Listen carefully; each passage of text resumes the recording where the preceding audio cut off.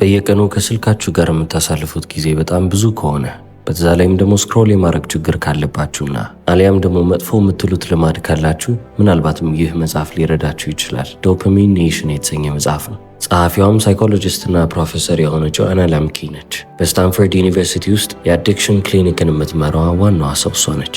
በዚህ መጽሐፍ ውስጥም በጣም እውነተኛ የሚባሉ ታሪኮችን እያዋዘች ጠቃሚ የሆኑ ትምህርቶችን ታደርስልናለች። ብዙ ጊዜ ስለ ዶፓሚን የሰማነው ነገር ምናልባትም አይምሯችን ውስጥ የሚረጭ ኬሚካል ወይንም ፕሌዠር ኬሚካል ነው ተብሎ ተነግሮን ይሆናል። ምናልባትም ከውጤቱ በላይ ወይንም ደግሞ ሪዋርድ ስናገኝ ከምናገኘው ነገር በላይ ከመጀመሪያው ሞቲቬሽናችንን ወይንም ተነሳሽነታችንን አፌክት የሚያደርግብን ነገር ነው ትላለች። ስለዚህ ለምሳሌ ስልካችሁ ላይ ቁጭ የምትሉ ከሆነና ስክሮል እያደረጋችሁ የምትውሉ ከሆነ ምናልባት ደስ ሊላችሁ ይችላል። ልክ ያንን ተግባር ስጨርሱ ግን ለቀጣይ ተግባራችሁ ያላችሁ ሞቲቬሽን በጣም ዝቅ ይላል። ተነሳሽነታችሁን የሚገድልባችሁም አንዱ ነገር ሊሆን ይችላል። ታዲያ አሁን ዶፓሚንን ለራሳችሁ ጥቅም መጠቀም ትችላላችሁ። የጉዳታችሁን መጀመሪያ ሊሆንባችሁ ይችላል። ዋናው ነገር አጠቃቀማችሁ ነው። ይህ ማለት ስልካችሁ ብቻ አይደለም። በምግብም በኢንተርቴይንመንትም በምንም አይነት ዘርፍ ውስጥ ይህንን ዶፓሚን ሂት ልታደርጉ ትችላላችሁ። ዶፓሚናችሁ ለራሳችሁ እየሰራላችሁ ካልሆነ የምርም እየጠቀማችሁ ካልሆነ ህይወታችሁን ወደ ተቃራኒ አቅጣጫ እየላከው ነው ማለት ነው። ታዲያ በዚህ ዙሪያም አንድ ጥናት ተካሂዶ ነበር። በዚህ ጥናት ላይም ሁለት አይነት ግሩፖችን ወይንም ሁለት አይነት ቡድኖችን አዘጋጁ። ለሁለቱም የሚቀርብላቸው ጥያቄ ተመሳሳይ ነው። አንደኛው ግሩፕ ወይንም አንደኛው ቡድን አዲክትድ የተባሉ ሰዎች ያሉበት ሲሆን ሁለተኛው ደግሞ ኖርማል የተባሉት ወይንም ምንም ሱስ የሌለባቸው ያሉባቸው ሰዎች ነው። ጥያቄውም ግማሽ አረፍተ ነገር ነው ማለት ይቻላል። ቢል ጠዋት ከእንቅልፉ ከተነሳ በኋላ ስለ ወደፊት ህይወቱ አሰበ የሚልን አረፍተ ነገር ነገሯቸውና የወደፊት ህይወት ሲል ምን ማለቱ ነው? ስንት ጊዜ ይመስላችኋል አሏቸው። አዲክትድ የሆኑት ወይንም ደግሞ በሱስ የተጠቁት ሰዎች ኦን አቨሬጅ ወይንም በአማካይ 9 ቀን የመረጡት። ሌሎቹ ግን ኖርማል የሚባሉ ሰዎች ግን አማካይ ቁጥሩ ሲታይ ወደ 4.7 ዓመት ይጠጋል። ማለትም ደግሞ ወደ 5 ዓመት ማለት ነው። በምንም አይነት ሱስ ውስጥ የተጠቃን ሰው ብትመለከቱ በአንዴ ከረጅም ርቀት አስተሳሰብ ወደ ሾርት ተርም ወይንም ደግሞ በጣም ቅርብ ወደሚባለው እንዴት እንደሚሄዱ ታያላችሁ። እናንተ ሱሰኛ የሆናችሁበት ምንም አይነት ነገር ይሁን፣ ቪዲዮ ጌምም ይሁን፣ ፖርኖግራፊም ይሁን፣ መጠጥም ይሁን፣ ድራጎች ወይንም እጾችም ይሁን፣ አሊያም ደግሞ ቁጭ ብላችሁ ስክሮል የምታደርጉም ቢሆን እናንተ ደስታን የምታገኙት በዛ ነገር ውስጥ ብቻ እንዲሆን የሚያደርጋችሁ ነገር ይፈጠራል። በዚህ ብቻ አላበቃችም። ጸሐፊ አሁንም በደንብ አድርጋ ኤክስፕሌን አድርገዋለች። ያንን ነገር እየወሰዳችሁ የምትቀጥሉት እንደ ድሮ ጥሩ ስሜት ስለሚሰማችሁ ብቻ ሳይሆን በጣም መላመድ ስለጀመራችሁ ያ ስሜት ከእናንተ እንዳይርቅ በመፈለጋችሁ የተነሳ ነው። ስለዚህ መጥፎ ስሜት እንዳይሰማችሁ መውሰድ ትጀምራላችሁ አለች። ስለዚህ ለምሳሌ መጠጥ ላይ በጣም ሱሰኛ የምትሆኑ አይነት ሰዎች ከሆናችሁ መጠጥ ለእናንተ ደስታን መስጠት ይጀምራል። ያው ደስታ ይመስላችሁና መጠጣት ትጀምራላችሁ። በጣም ከለመዳችሁት በኋላ ግን ያ ደስታ የሚባለው ነገር አይኖርም። ደስታም እንዳልሆነ ልብ ትላላችሁ። ስለዚህ ቢያንስ ሳትጠጡ መጥፎ ስሜት ይሰማችኋልና ያንን ስሜት ለማስወገድ ብላችሁ ብቻ ቁጭ ብላችሁ ትጠጣላችሁ ማለት ነው። እንዲህ እያላችሁ ነው እንግዲህ በዚህ አዲክሽን ውስጥ በዚህ ሱስ ውስጥ የምትቀጥሉት። በዚህ ምድር ላይ ምንም ጠቃሚ ነው ብላችሁ የምታስቡት ነገር ረጅም ጊዜ እንደሚፈጅ በጣም ግልጽ ነው። ሪሌሽንሺፖችን ወይንም ደግሞ የፍቅር ግንኙነቶችን አሊያም ደግሞ ከዛም አልፎ ኖርማል የሚባሉ ግንኙነቶችን ተመልከቱ። ጓደኛ ማፍራት በጣም ቀላል አይደለም። ዘመዶች፣ ወዳጆችን ማፍራት ቀላል አይደለም። በዚህ ቻል ጊዜ ውስጥ ጠቅ አርጊያት አመልጣለሁ የምትሉባቸው ነገሮች አይደሉም። ጊዜን ይፈልጋሉ። የእናንተን ፐርሲስተንስ ጽናትን ይፈልጋሉ። ቢዝነስን መጀመር ያን ያህል ቀላል የሚባል ፕሮሰስ አይደለም። በጣም ረጅም ጊዜን ይጠብቃል። እናንተ ከስራ መልስ ቁጭ ብላችሁ ለህልማችሁ ትሰሩ ይሆናል። ያንንም ነገር በምትሰሩበት ሰዓት ላይ ምንም አይነት ውጤት አታዩም። ምናልባትም ልፋታችሁ ከንቱ እየሆነ ሊመስላችሁ ይችላል። በዛ ውስጥ ማለፍ ራሱ በጣም ከባድ ነው። ስለዚህ እናንተ ቀልባችሁን ሰብስባችሁ ቢያንስ የዶፓሚን ደረጃዬን ዝቅ ማድረግ እፈልጋለሁ ብላችሁ የምታስቡ ከሆነ የዶፓሚን ጾም ጀምሩ ትላለች።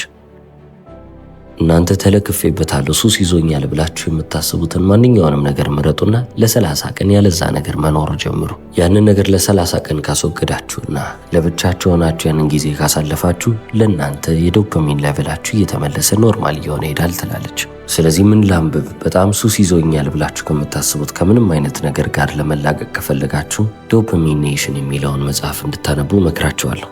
አፕል የተሰኘውን ድርጅት መቼስ ታውቁታላችሁ። ዓለማችን ላይ በጣም ግዙፍ ከሚባሉ ድርጅቶች መካከል አንዱ ነው። ይህንንም ግዙፍ ድርጅት የመሰረተው ማን ነው ካላችሁ ከመስራቾች ውስጥ አንዱ ስቲቭ ጆብስ ነበረ። ታዲያ እንደ ፈረንጆቹ አቆጣጠር በ1984 ዓ.ም የማክ ኮምፒውተራቸውን ቡት ታይሙን ለማስተካከል ፈለገ። ይህንን ኮምፒውተር አንድ ሰው ሲከፍተው በጣም እየዘገየ ነው፣ ስለዚህ በ10 ሰከንድ እንዲፈጥን እፈልጋለሁ ብሎ ያስባል። ታዲያም ወደ ኢንጂነሩ ይሄድና ይህንን ኮምፒውተር በ10 ሰከንድ ፈጥኖ እንዲከፈት ወይንም እንዲበራ አድርግልኝ አለው። ኢንጂነሩም በጣም በቀላሉ መለሰለት። በፍጹም ይሄ ሊሆን አይችልም ብሎ መለሰ።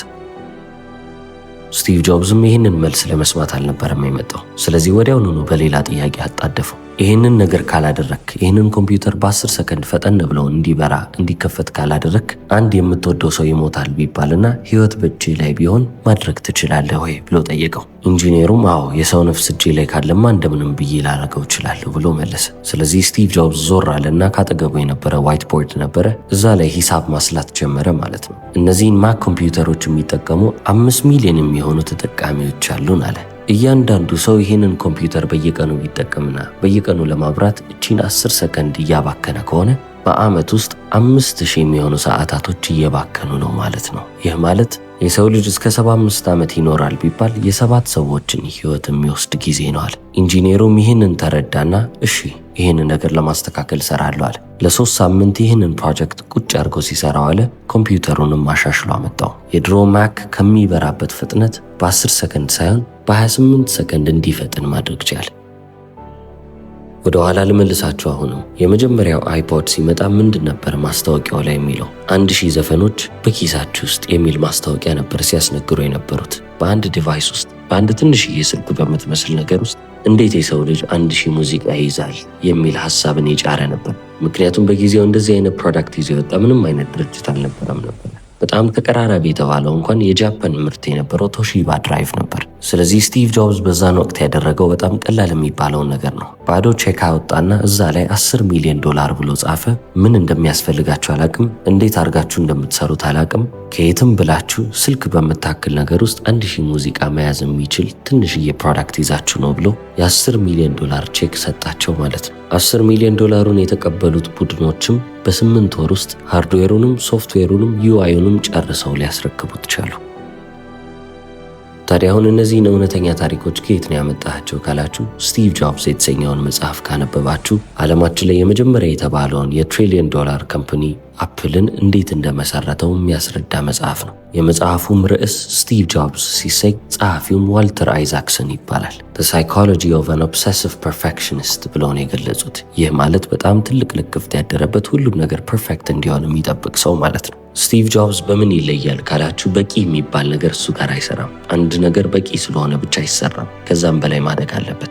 አንድ ነገር ሊሰራ አይችልም ከተባለ በስቲቭ ጆብስ ዓለም ውስጥ እንደዛ አይነት ነገር የለም ማለት ነው። ግዴታ መስራት አለባችሁ ይላቸዋል። ከምንም ነገር በላይ ስቲቭ ጆብስን ከሌሎች ሰዎች የሚለየው ነገር ምንድን ነው ካላችሁ ሰው ልብ የማይለውን የማያስተውለውን በጣም ጥቃቅንና ትንሽ የሚባሉትን ነገሮች ይለያል። ማክ ኮምፒውተሮችን ሲከፍቷቸው በውስጡ ያሉት ቺፖች ይታያሉ አይደለ? እነዛን ቺፖች ከፍቶ ይመለከትና ሲያያቸው ደስ ካላለው ይሄ ነገር ማማር አለበት ይላቸዋል። ይህንንም ሲናገር ኢንጂነሮቹ በጣም ግራ ነው የሚገባቸው። አሁን ኮምፒውተሮችን ፈቶ ውስጡን የሚያይ ማን ነው ይላሉ። ከስተመሮች እንግዲህ ምንም አይሰራላቸውም። ላፕቶፑን ይከፍቱታል፣ ይጠቀማሉ እንጂ ከዚህ ውጪ ሌላ ምንም የሚሰሩት ነገር የለም። ውስጡን ዲዛይን ማድረግ ወይም ማስተካከል ምንድን ነው የሚጠቅመን ይላሉ። ስቲቭ ጆብስ ግን አይሰማም። ምንም አይነት ጥቃቅን የተባለን ነገር ሰው ቢመለከተውም ባይመለከተውም ስቲቭ ጆብስ ያስባልና ይሄ ነገር መስተካከል አለበት ይላል። እነሱም የታዘዙትን እያደረጉ ለሱ ያስረክባሉ ማለት ነው። ታዲያ ስቲቭ ጆብስ በጣም የታወቀው በምንድን ነው? በምንስ ሊለይ ይችላል ካላችሁ በዲዛይን አይደለም፣ ኢንጂነርም አይደለም። አይፎኖችን ወይንም አይፓዶችን አሊያም ደግሞ ማኪንቶሽ ኮምፒውተሮችን እንዴት መስራት እንዳለበት እንዴት ኮድ ማድረግ እንዳለበት እንኳን አያውቅም። ታዲያ ምን ላይ ጎበዝ ቢሆን ነው እንደዚህ አይነት ድርጅት ሊመሰረት የተቻለው ካላችሁ ስቲቭ ጆብስ ቪዥነሪ የሚባል ሰው ነው። ባለ ራዕይ ነው። ሰዎች በሱ ዓላማ በሱ ራዕይ እንዲያምኑ ማድረግ ይችላል። ታዲያ ከዚህ መጽሐፍ አሊያም ደግሞ ከስቲቭ ጆብስ ህይወት ምን መማር እንችላለን ካልን እዚህ ምድር ላይ ጠቃሚ ነገርን መስራት የምንፈልግ ሰዎች ከሆነ ትልቅ ሚሽን አለኝ፣ ትልቅ ተልእኮ አለኝ፣ ትልቅ የማሳካው ነገር አለኝ ብለን የምናምን ሰዎች ከሆነ ሀሳባችንን ራዕያችንን መሸጥ የምንችል አይነት ሰዎች መሆን አለብን። ልክ እንደ ስቲቭ ጆብስ ቪዥነሪ መሆን ይጠበቅብናል።